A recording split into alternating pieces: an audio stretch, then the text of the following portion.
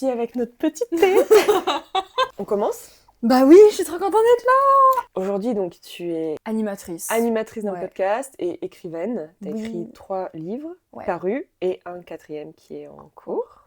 Je sais pas, on peut pas en parler. Oui, non, mais c'est super. On sait que tu écris tout le temps. Donc, cette vie-là, tu te l'es construite. T'as pas fait une école d'animatrice de podcast ou d'écrivaine. Et donc, il y a eu un déclic. Pas tant. Pas tant ? Il n'y a pas eu de vrai déclic à tout ça, et c'est encore en construction d'ailleurs. Ma vie est un chantier, et je crois que ça sera un chantier permanent, mais il n'y a pas eu de moment révélateur. Ça a été plus, je pense, des petites prises de conscience qui, les unes après les autres, ont fait que mon chemin de vie s'est dessiné petit à petit. Il y a quand même eu un premier voyage en Inde quand j'ai eu 18 ans qui, là, a rebattu pas mal de cartes, où pour la première fois de ma vie, j'osais en fait me poser des questions existentielles que jusqu'avant, je repoussais un peu à plus tard. Du style... pourquoi je suis sur Terre, c'est quoi le sens de tout ça, quelle est la réussite.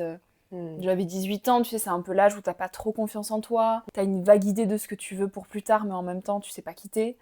Donc t'es plus à vouloir coller à ce que la société voudrait de toi, à ce que les parents voudraient de toi, mais au fond de toi, tu sais pas ce qui profondément t'anime. Et là, ce premier voyage en Inde, ça a quand même été une petite piqûre de rappel de « Ok, la vie, c'est bref, t'en auras qu'une, t'as des gens qui vivent dans la misère, pour autant souris. » Et en fait, là, j'ai vu tous les paradoxes qu'on avait en France, où on a beaucoup, matériellement parlant, mais on a perdu plein de valeurs essentielles à une vie. Et donc là, j'ai commencé à me poser un peu ces questions du sens de tout ça, de quelle est ma part, de mes privilèges, de qu'est-ce que je pouvais faire de ces privilèges du coup, d'en faire une responsabilité. Puis j'ai commencé à écrire, tout ça en parallèle de mes études. Puis à lancer mon podcast, puis après tout s'est déroulé petit à petit. À ce moment-là, quand tu t'es posé toutes ces questions, psychologiquement, tu te sentais bien, tu te sentais stressée, est-ce que tu avais des peurs ? J'ai très stressé, c'était vraiment une période de ma vie où j'étais angoissée de la vie d'adulte. En fait, j'avais très peur de grandir, le monde des grands me faisait peur, m'angoissait, l'idée même de trouver un métier, ça me créait des insomnies, quoi. De te limiter à un seul métier ? Ouais, tu sais, t'es à cet âge où il faut vraiment construire ton projet professionnel de manière très cohérente. Et moi, j'avais aucune idée de ce que je voulais faire pour plus tard. Et en même temps, j'avais quand même vraiment intégré toutes ces croyances limitantes qu'il faut gagner sa vie, il faut bien gagner sa vie pour être heureux. Quelque part, il n'y a pas trop d'autres issues possibles dans l'existence. Il faut juste cocher les cases et puis faire ce qu'on te dit de faire, bien le faire le plus vite possible pour prendre de l'avance sur l'ordre des choses, tu vois. Et du coup, j'étais très angoissée à l'idée de cocher ces cases-là. Et en même temps, il y avait une part de moi, comme tu disais, qui était vraiment brûlante, comme mon âme profonde, mon élan d'enfance qui jaillissait, qui disait « mais la vie, elle est plus forte que ça, en fait ».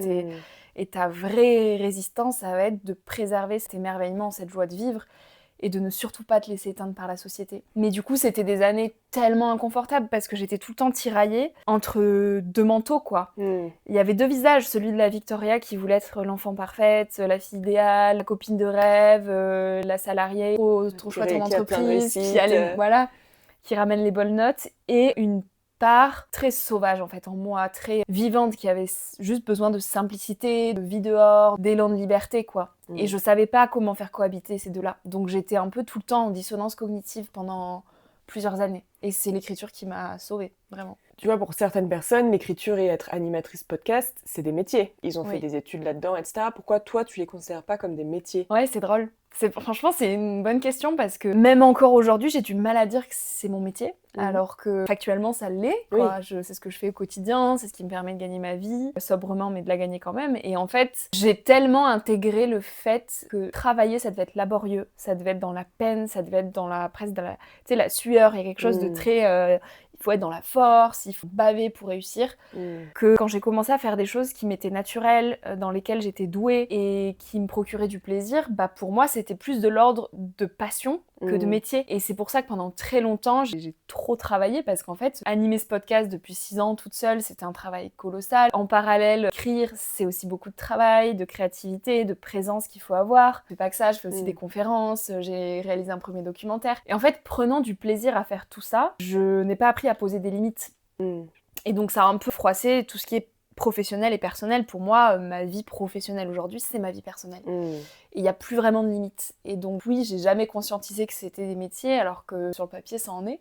Aujourd'hui, je me fais à l'idée que de toute manière, ma vie sera qu'une accumulation de projets et que ces projets feront partie de ma sphère aussi intime. Et donc j'essaie plus de vraiment dissocier vie pro, vie perso, parce que j'ai aussi fait ce choix-là de me dire que je voulais pas signer de CDI, précisément parce que je voulais pas avoir ce côté très carriériste et ce côté très privé. Du coup, maintenant, j'embrasse un peu tout ça. Tout ça, c'est une question de perception. Tu parles du fait qu'un métier, tu dois travailler dur pour y arriver, être carriériste, etc.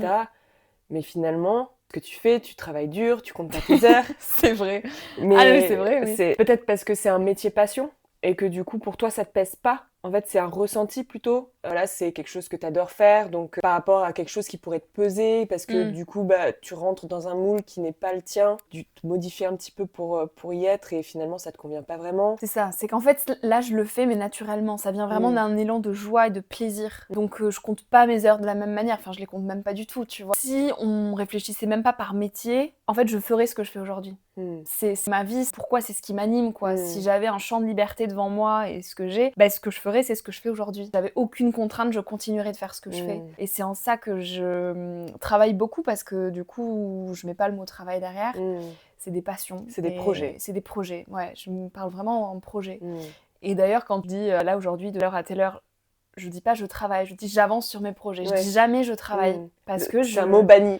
Ouais, je pense pendant trop longtemps, ce mot, il m'a angoissée. Il est connoté quand même péjorativement, quoi. T'as l'impression que quand tu travailles, tu passes à côté du reste de ta vie, quoi. C'est douloureux, il faut vraiment faire des efforts. Alors non pas qu'aujourd'hui, j'ai pas à faire d'efforts et qu'il y ait des moments où c'est compliqué, ça c'est sûr. Enfin, l'entrepreneuriat, tu le connais, c'est vraiment des montagnes russes, t'es aussi amené à faire des choses que tu n'aimes pas faire, mais tu sais pourquoi tu le fais et ça fait toute la différence. Mais justement, là, t'as dit un truc qui est pour moi essentiel, c'est ton pourquoi. Ouais.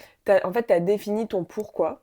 Et le pourquoi d'une personne, ou même d'une entreprise, c'est ce pourquoi ils ont créé, pourquoi ils se donnent l'énergie au quotidien pour faire ce qu'ils font. Et c'est le leitmotiv. Et ce pourquoi peut prendre plein de formes différentes. Ça peut être une application, ça peut être un site internet, ça peut être un service en ligne, ça peut être plein de choses. Mais le pourquoi reste toujours le même. Ce pourquoi tu te réveilles le matin, en fait. C'est ta colonne vertébrale. C'est ta colonne vertébrale. Ouais. Et après, comment ça s'inscrit, comment ça vit, ça va évoluer. Et ça évolue d'ailleurs. Toi, tu as commencé par un podcast. Après, tu veux aussi rajouter des livres. Ensuite, tu fais aussi des documentaires. Peut-être que dans 5 ans, tu auras encore d'autres projets. Et en fait, c'est parce que c'est un mélange d'opportunités, c'est un mélange d'intuition, d'instinct, voilà, que tu es prête enfin à faire une nouvelle étape dans ta vie, etc. Et c'est hyper fort. C'est comme un alignement, voilà, comme une colonne vertébrale. Et en fait, à partir du moment où tu es aligné, les portes, elles s'ouvrent aussi, tu vois. Tellement. Bon, je pense que tu as énormément bossé pour en arriver là où tu en es aujourd'hui, tu vois. Et je continue un peu. Et oui, évidemment. Oui. Mais finalement, tu réussis, parce que pour moi, tu es successful, tu vois, tu réussis vachement. Pour moi. Ah bon? Ah ouais, non. Ah non, mais bon, après ça c'est chacun, les perceptions. Ouais, encore une fois, c'est un truc de je peux toujours faire mieux, je peux toujours faire plus. Et je pense que ça, c'est motivant. C'est ce qui te permet d'avancer. Il faut pas le voir, je pense, négativement, parce que je pense que c'est vraiment un moteur, finalement. C'est ce qui te permet de toujours chercher à faire mieux, etc. Ouais, mais c'est fatigant. C'est fatigant, on est bien d'accord. C'est fatigant et je pense qu'il faut aussi, parfois, retourner en arrière, regarder un peu ce que tu as fait. Ok, trop bien. Et je pense que le journaling, que tu appliques quand même régulièrement, enfin tout le temps, tous les jours. Tous les jours, ouais. Ça te permet de faire ça. Ouais. Mais est-ce que tu le relis parfois à ton journal? Oui, je le relis toutes les fins de semaine. Tous les dimanches, je relis toute ma semaine et je note des gratitudes dans mon bullet journal. Chaque fin de mois, je relis tout le mois et je fais un peu un bilan de qui j'ai vu, qui m'a fait du bien, qu'est-ce que j'ai fait de nouveau, qu'est-ce qui m'est challenge, etc. Je fais un gros bilan. Et après, une fois par an, fin décembre, je fais un gros résumé de mon année et tout. Oui, donc c'est vachement processisé, quelque part.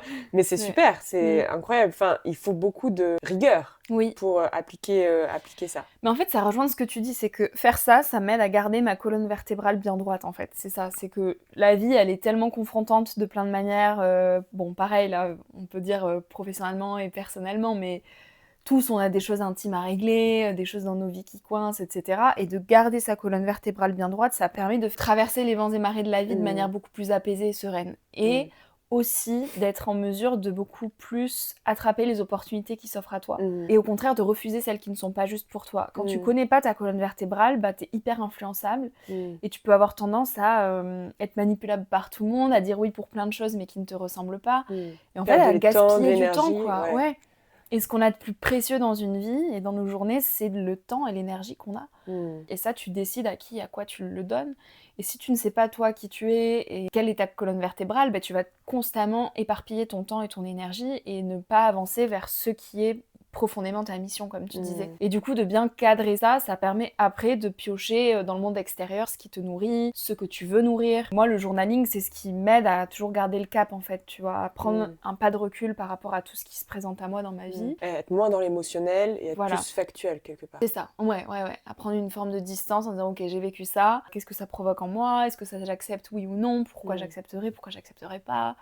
Oui, ça te permet aussi de savoir comment te challenger. Là, ok, ça fait plusieurs fois que il y a ça qui me gêne, comment me challenger pour améliorer, pour que ce soit plus un problème. Il y a ça, et il y a aussi, moi je sais que ça m'aide en tout cas à plus, je dirais, fière de moi. C'est-à-dire que je suis moins dans ce truc comme je pouvais l'être avant, d'insécurité, où du coup il fallait toujours que je fasse plus, que je fasse mieux, que je pense au projet d'après, parce qu'il y avait un truc en moi qui était pas serein, quoi. Et d'avoir ça, de connaître vraiment mon pourquoi, ma colonne vertébrale, et de faire grandir cette confiance en la vie, ça me permet du coup d'être beaucoup plus apaisée quant au fait que les choses vont arriver de toute manière. Du coup, de peut-être moins avoir tendance à m'éparpiller dans plein de projets différents, mais de savoir pourquoi je fais ce que je fais et de me concentrer sur ça précisément. Et donc après, ça laisse beaucoup plus de part à l'imprévu, à la magie de la vie, aux rencontres, aux opportunités que t'avais pas imaginées. Et ouais, c'est une confiance déjà en la vie et après en soi, quoi. Il y a une question d'énergie. Moi, je suis assez sensible à ces sujets-là. Bon, c'est pas non plus pour partir trop vers les sorcières et les incantations et les choses comme ça.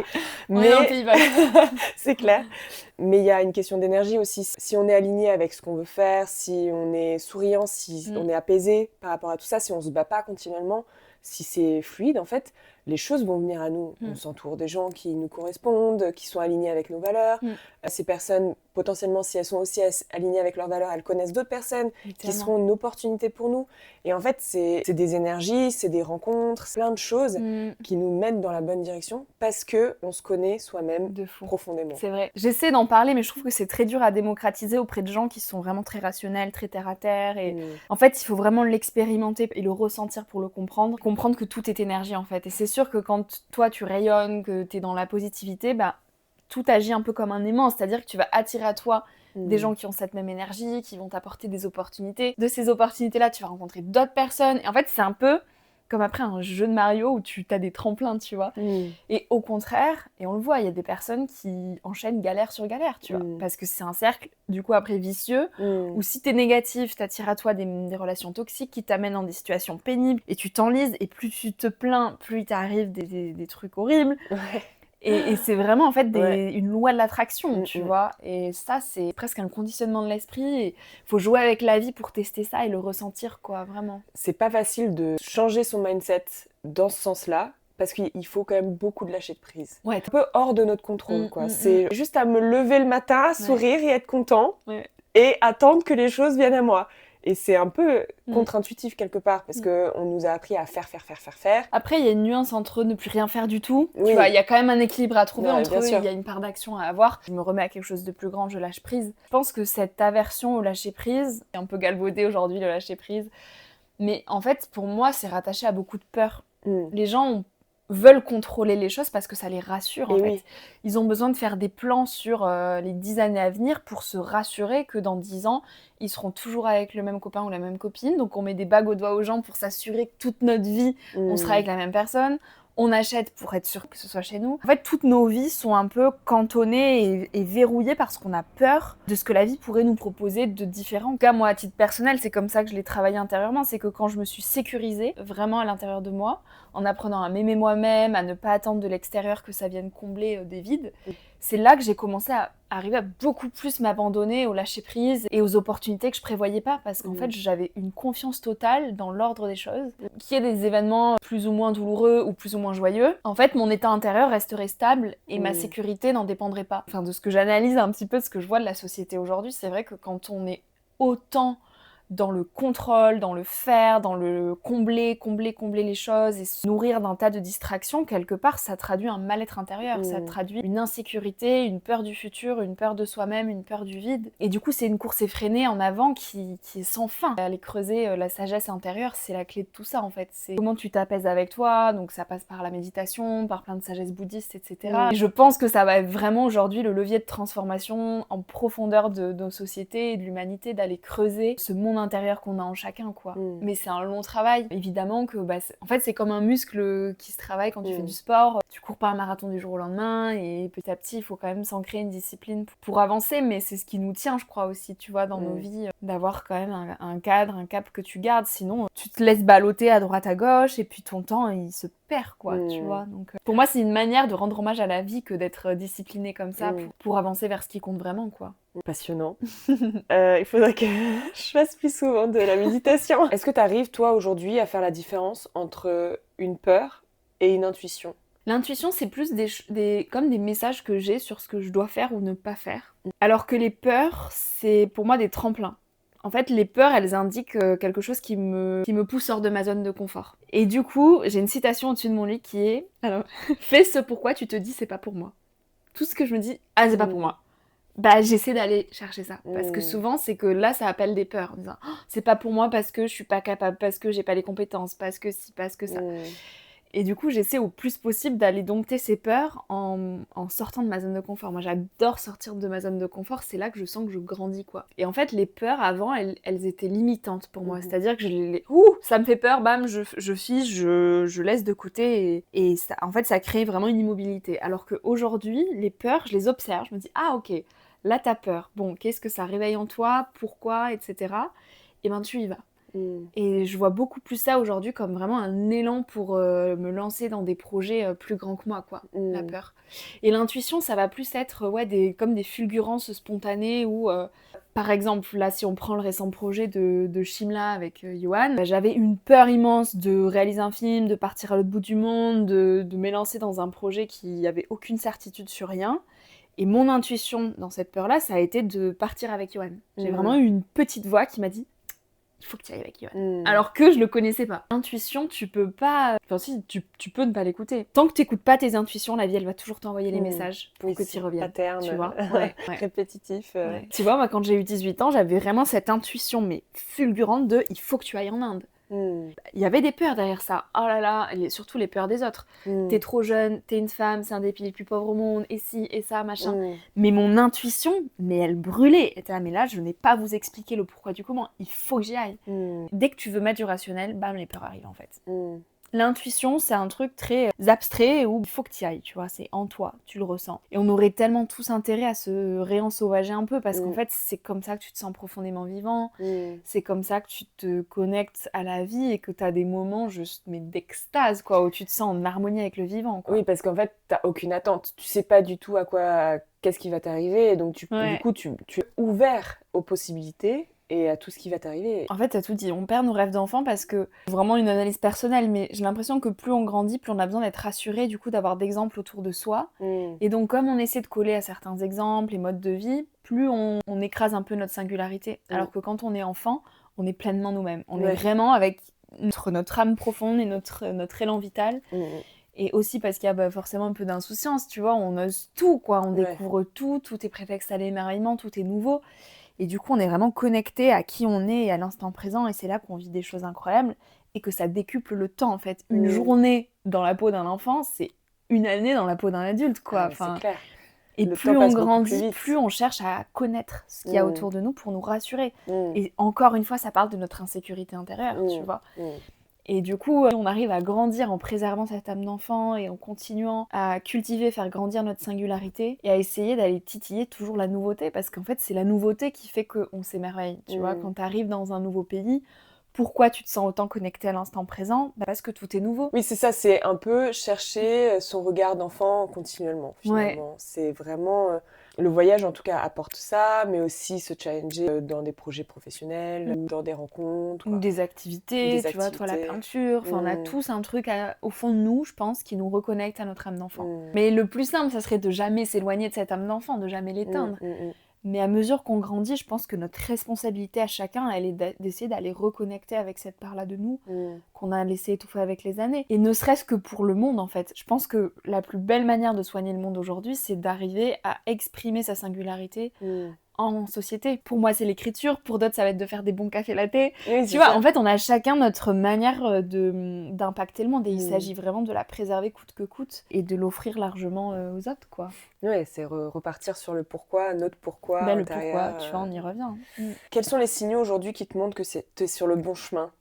Les papillons dans le ventre. Les papillons dans le ventre? Ouais. C'est pas du stress? Non, le stress, je peux encore le ressentir par-ci, par-là, mais j'arrive à... Je lui dis, ok, t'es là. Bon, en fait, je lui parle, tu vois, je me dis, ok, t'es là. Bon, pourquoi t'es là? Bon, ok. Mais bon, je te laisse de côté, je sais que tu... T'aimes bien me montrer que quand même tu es là, mais je préfère avancer, quoi. Non, mais c'est des moments où, parfois quand j'écris, je ressens des trucs dans mon ventre de « Oh mon Dieu, ça c'est trop bien !» et de l'excitation, quoi. Ouais. Ouais. Et vraiment des papillons, quoi, où je me dis « Waouh, c'est ça, quoi !» Mm.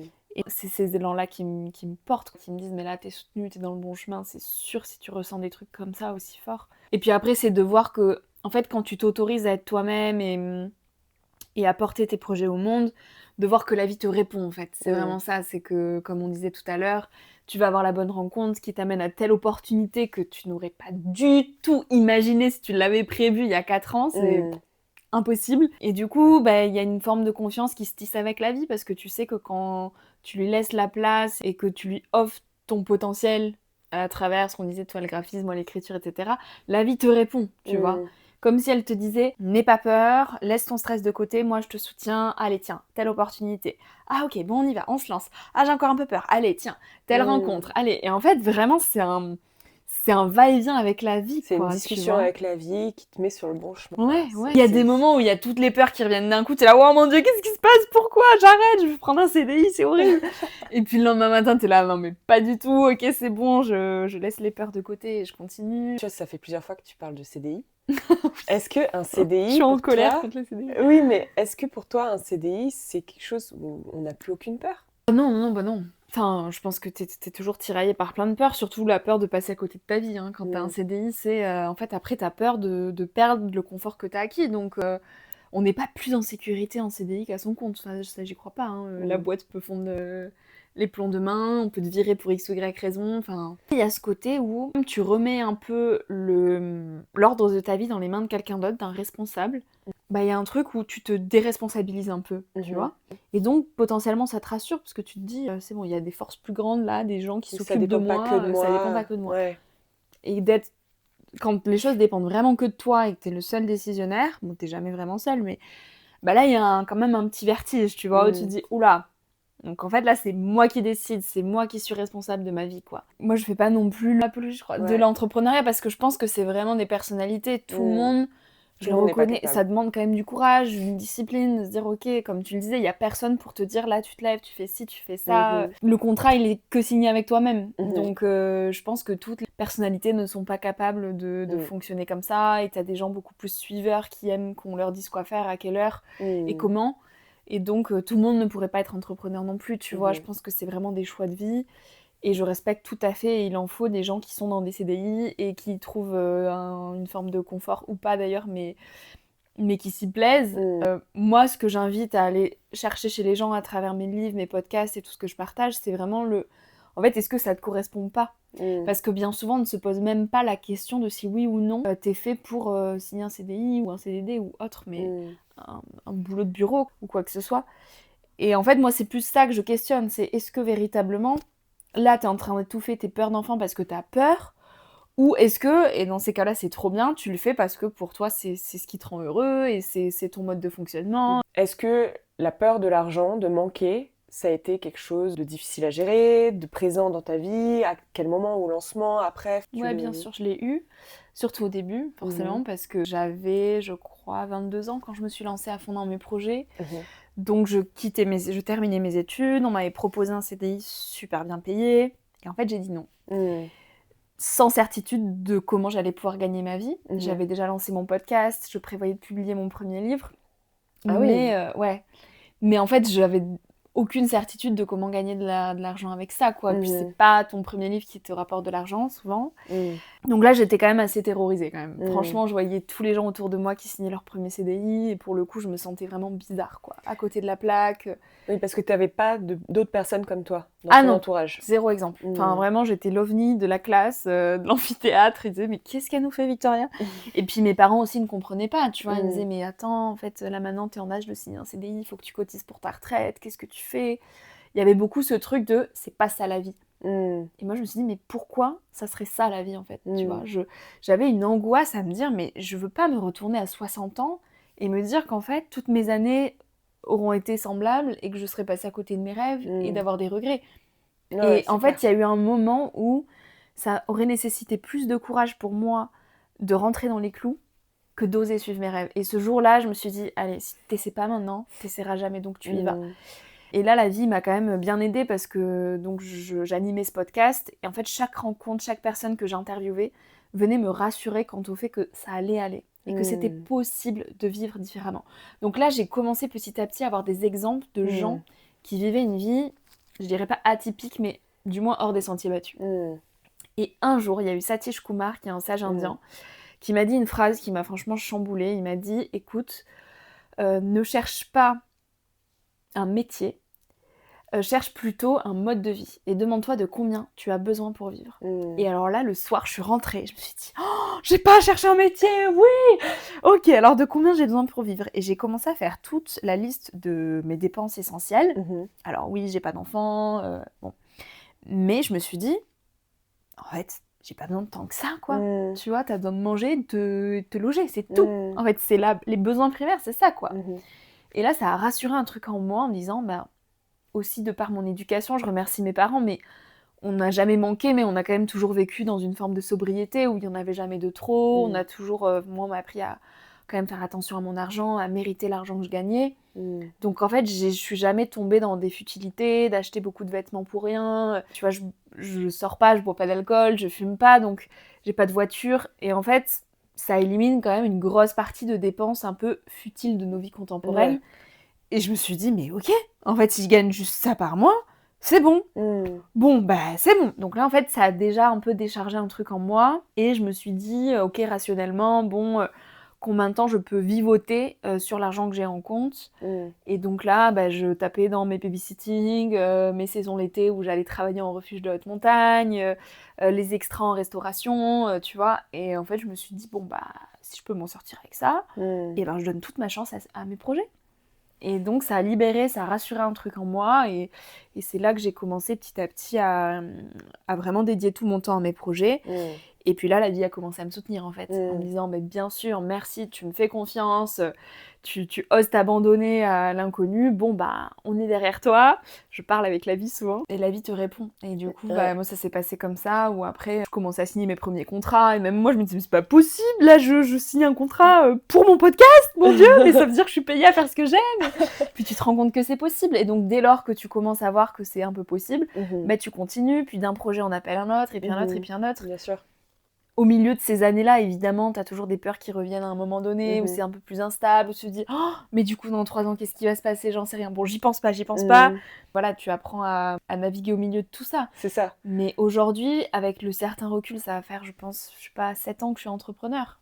En fait, j'ai jamais, du coup, signé de CDI. Dès que j'ai terminé mes études, je me suis lancée à mon compte. Et en fait, je vois que les moments où j'avais peur, c'est là où je fermais tout.